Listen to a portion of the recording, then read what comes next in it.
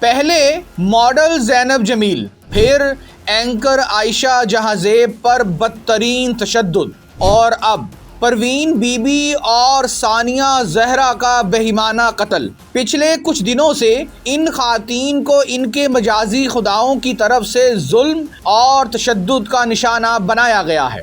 صرف Parveen be be کو اس بنا پر قتل کر دیا گیا کہ اس نے اپنے مجازی خدا کے لیے کھانا دیر سے بنایا تھا، جبکہ ثانیہ زہرا کا قتل اس لیے کیا گیا کہ شوہر کو بیوی کے ساتھ بیوی کی جائیداد بھی چاہیے تھی۔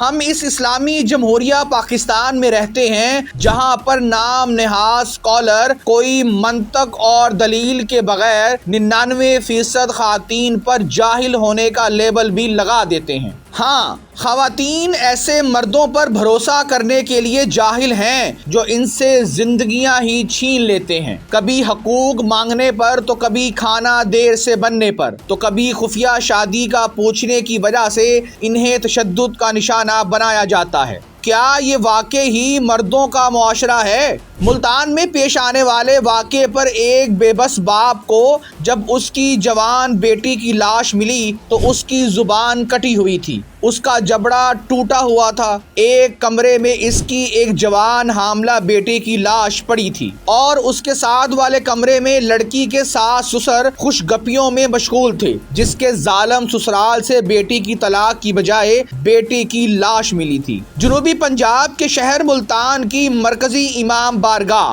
چوک کمہارا والے کے متولی سید اسد عباس شاہ کی اکلوتی بیٹی ثانیہ زہرا کو ان کے شوہر نے بے دردی سے قتل کر دیا۔ سید اسد عباس کا کہنا ہے کہ انہوں نے 4 سال قبل اپنی اکلوتی بیٹی ثانیہ زہرا کی شادی بااثر خاندان جیون کے علی رضا سے کی۔ جیون خاندان نے جھوٹ بولا کہ علی رضا کنوارے ہیں، جبکہ شادی کے بعد علم ہوا کہ وہ تو پہلے سے ہی شادی شدہ ہے اور ایک بیٹی کا باپ بھی ہے۔ شادی کے بعد وہ اپنی پہلی بیوی دعا کو بھی گھر لے آیا۔ ثانیہ کے والد نے بتایا کہ جب میری بیٹی کو اس بات کا علم ہوا تو وہ ہمارے گھر آ کر رہنے لگی۔ ہمارے مشورے سے عدالت میں خلا کا دعویٰ بھی دائر کر دیا، مگر پھر دونوں خاندانوں کے درمیان بات چیت سے وہ بچے کی خاطر گھر چلی گئی۔ جب وہ دوبارہ واپس گئی تو اس کے خاوند نے مزید مار پیٹ کرنا شروع کر دیا۔ 9 جولائی کو صبح تھانے سے فون آیا کہ ثانیہ فوت ہو چکی ہے۔